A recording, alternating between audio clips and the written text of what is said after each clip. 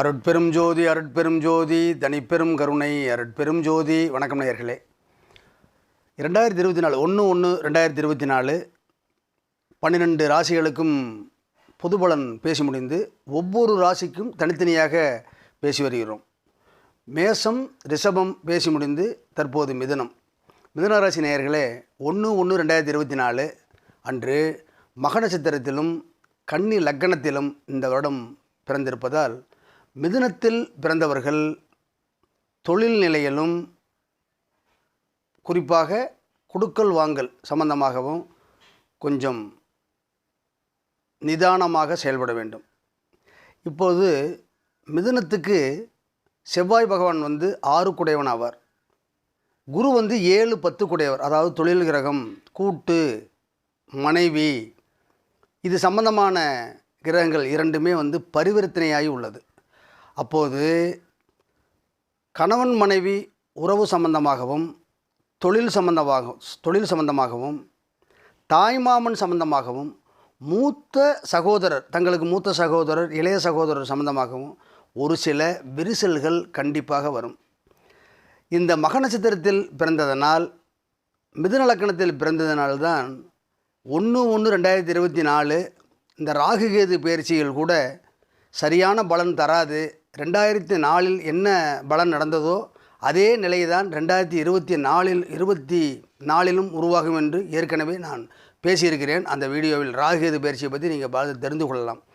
இப்போது மிதுன ராசிக்கு பேசி கொண்டிருக்கும்போது ராகுகேது பயிற்சியை ஏன் சொல்கிறீர்கள் அப்படின்றா, மிதுன ராசிக்கு 4ஆம் இடத்துல கேதுவும் 10ஆம் இடத்துல ராகு இருக்காங்க.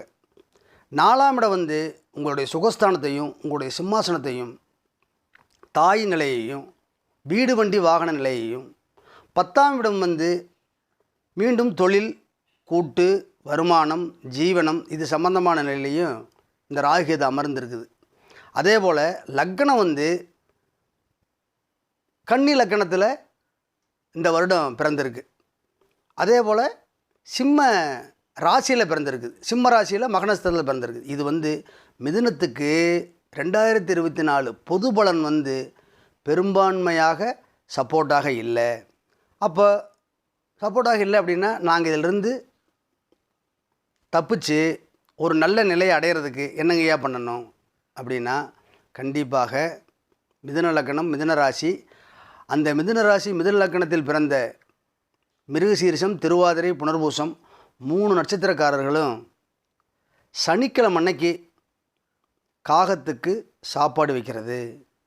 அதே போல் பள்ளி குழந்தைகள் படிக்க வசதியில்லாத, தங்களது சக்தியை பொறுத்து படிக்க வசதியில்லாத குழந்தைகளுக்கு ஏதாவது புத்தகம், ஒரு பேனா, ஒரு பென்சில், அல்லது இந்த கல்வி செலவுக்கு ஏதாவது உதவி, இதெல்லாம் செஞ்சால் இந்த 2024 உங்களுக்கு சப்போர்ட் பண்ணும்.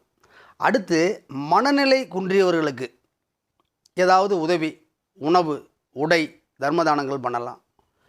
கொஞ்சம் நல்ல நிலையில் உள்ளவங்க ஒரு முறை காளகஸ்தி போயிட்டு வர்றது சிறப்பு. காளகஸ்தி இப்போ எங்கள் மாவட்டம் திண்டுக்கல் மாவட்டம், இப்போ இங்கே காளகஸ்தீஸ்வரன்னே இருக்கிறாரு. இப்போ நீங்கள் இருக்கிற ஊரில் ஈஸ்வரன் கோவிலில் காளகஸ்தீஸ்வரரை வழிபட்டிங்கன்னா இந்த கொடுமைகள் குறையும். அடுத்து புத்தகம் வாங்கி தானம் பண்ணுறது பெரிய உயர்வு செய்யும். அறிவு ஒரு நல்ல மனிதனுக்கு ஒரு பக்கத்தில் உள்ளவங்களுக்கு ஒரு அட்வைஸ் பண்ணுறது கூட ஒரு உதவி தான்.